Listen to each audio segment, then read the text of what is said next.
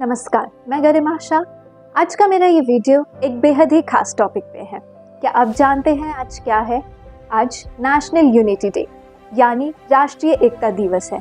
क्या आपको पता है 31 अक्टूबर को ये दिवस क्यों बनाया जाता है? आज हमारे देश के स्वतंत्रता सेनानी सरदार वल्लभ भाई पटेल की जयंती का दिन है। सरदार वल्लभ भाई पटेल भारतीय राष्ट्रीय कांग्रेस के वरिष्ठ नेता और भारतीय स्वतंत्रता संग्राम के एक प्रमुख व्यक्ति थे, जो बाद में भारत के पहले उप प्रधानमंत्री और पहले गृह मंत्री बने। वल्लभ भाई पटेल का जन्म 31 अक्टूबर 1875 को नडियाद, गुजरात में हुआ था। उनकी जयंती अब नेशनल यूनिटी डे यानी राष्ट्रीय एकता दिवस के रूप में मनाई जाती है। स्वतंत्रता आंदोलन के शुरुआती दौर में पटेल को न तो सक्रिय राजनीति में रुचि थी और न ही महात्मा गांधी के सिद्धांतों में। हालांकि 1917 में गोधरा में गांधी से मुलाकात ने पटेल के जीवन को मौलिक रूप से बदल दिया था। पटेल कांग्रेस में शामिल हो गए और गुजरात सभा के सचिव बने, जो बाद में कांग्रेस का गढ़ बन गया था। गांधी जी के आह्वान पर पटेल ने अपनी कड़ी मेहनत की नौकरी छोड़ दी और प्लेग और अकाल के समय खेड़ा में टैक्स की छूट के लिए आंदोलन में शामिल हो गए।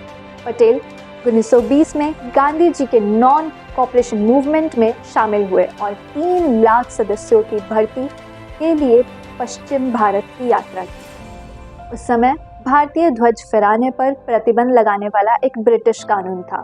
जब महात्मा गांधी को जेल में डाल दिया गया था, तो वह पटेल ही थे जिन्होंने 1923 में ब्रिटिश कानून के खिलाफ नागपुर में सत्याग्रह आंदोलन का नेतृत्व किया था। 1928 का बारदोली सत्याग्रह था, जिसने वल्लभ भाई पटेल को सरदार की उपाधि दी और उन्हें पूरे देश में लोकप्रिय बना दिया।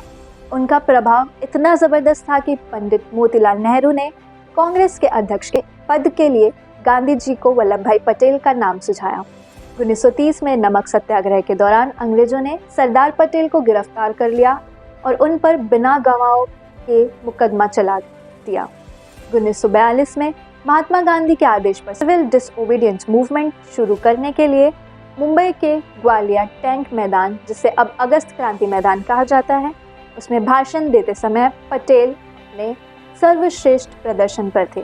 भारत छोड़ो आंदोलन के दौरान अंग्रेजों ने पटेल को गिरफ्तार कर लिया। उन्हें 1942 से 1945 तक पूरे कांग्रेस कार्य समिति के साथ अहमदनगर के किले में कैद रखा गया था।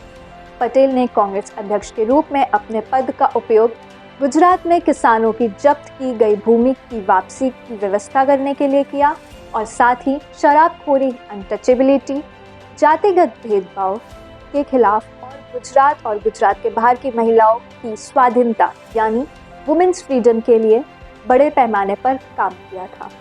आज़ादी के बाद वह भारत के पहले उप प्रधानमंत्री बने। स्वतंत्रता की पहली वर्षगांठ पर पटेल को भारत के गृह मंत्री के रूप में नियुक्त किया गया था। वे राज्य विभाग यानी स्टेट्स डिपार्टमेंट और सूचना एवं प्रसारण मंत्रालय यानी इंफॉर्मेशन एंड ब्रॉडकास्टिंग मिनिस्ट्री के भी प्रभारी थे। भारत के पहले गृह मंत्री और उप प्रधानमंत्री के रूप में पटेल ने पंजाब और दिल्ली से भाग रहे शरणार्थियों के लिए राहत प्रयासों का आयोजन किया और शांति बहाल करने के लिए काम किया था। सरदार पटेल की सबसे स्थायी विरासत बनने के लिए उन्होंने राज्य विभाग का कार्यभार संभाला और 565 रियासतों को भारत संघ में शामिल करने के लिए जिम्मेदार थे। उन्हें श्रद्धांजलि देते हुए नेहरू ने सरदार को नए भारत का निर्माता और सुदृढ़कर्ता कहा। हालांकि सरदार पटेल की अमूल्य सेवाएं स्वतंत्रता भारत को केवल 3 वर्षों तक ही उपलब्ध रही। भारत के वीर सपूत की 15 दिसंबर 1950 को 75 साल की आयु में दिल का दौरा पड़ने से मृत्यु हो गई। सोमनाथ को पहले भी कई बार तोड़ा और बनाया गया था। 13 नवंबर 1947 को भारत के तत्कालीन उप प्रधानमंत्री सरदार पटेल ने सोमनाथ मंदिर के पुनः निर्माण का संकल्प लिया था। आत्मनिर्भरता पटेल के आर्थिक दर्शन के प्रमुख सिद्धांतों में से एक थी। वह भारत को तेजी से औद्योगिकीकृत यानी इंडस्ट्रियलाइज्ड होते देखना चाहते थे। बाहरी संसाधनों पर निर्भरता कम करना अनिवार्य था।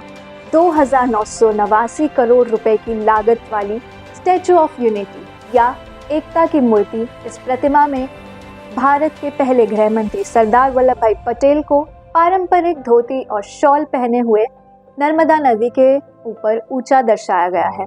182 मीटर ऊंची इस प्रतिमा को दुनिया की सबसे ऊंची प्रतिमा माना जाता है। यह चीन के स्प्रिंग टेम्पल बुद्ध की प्रतिमा से 177 फीट ऊंची है, जो वर्तमान में दुनिया की सबसे ऊंची प्रतिमा है। भारत के आयरन मैन कहे जाने वाले सरदार वल्लभ भाई पटेल की प्रतिमा के लिए पूरे देश से लोहा इकट्ठा किया गया था। सरदार पटेल ने इन्वेस्टमेंट बेस्ड विकास का समर्थन किया। उन्होंने कहा, कम खर्च, ज़्यादा बचत और जितना संभव हो उतना निवेश यानी इन्वेस्टमेंट, यह हर नागरिक का आदर्श वाक्य होना चाहिए। पटेल एक निस्वार्थ नेता थे जिन्होंने देश के हित को हर चीज़ में ऊपर रखा और एक निष्ठ समर्पण के साथ भारत की नियति को आकार दिया। आधुनिक और अखंड भारत के निर्माण में सरदार वल्लभ भाई पटेल के अमूल्य योगदान का हर भारतीय को याद रखने की जरूरत है, क्योंकि देश दुनिया की सबसे बड़ी अर्थव्यवस्थाओं में से एक के रूप में आगे बढ़ रहा है। अपने इस वीडियो को अंत करने से पहले मैं सरदार वल्लभ भाई पटेल का एक कोट कहना चाहूँगी। Work is worship but laughter is life. Anyone who takes life too seriously must prepare himself for a miserable existence. Anyone who greets joys and sorrows with equal facility can really get the best of life. धन्यवाद।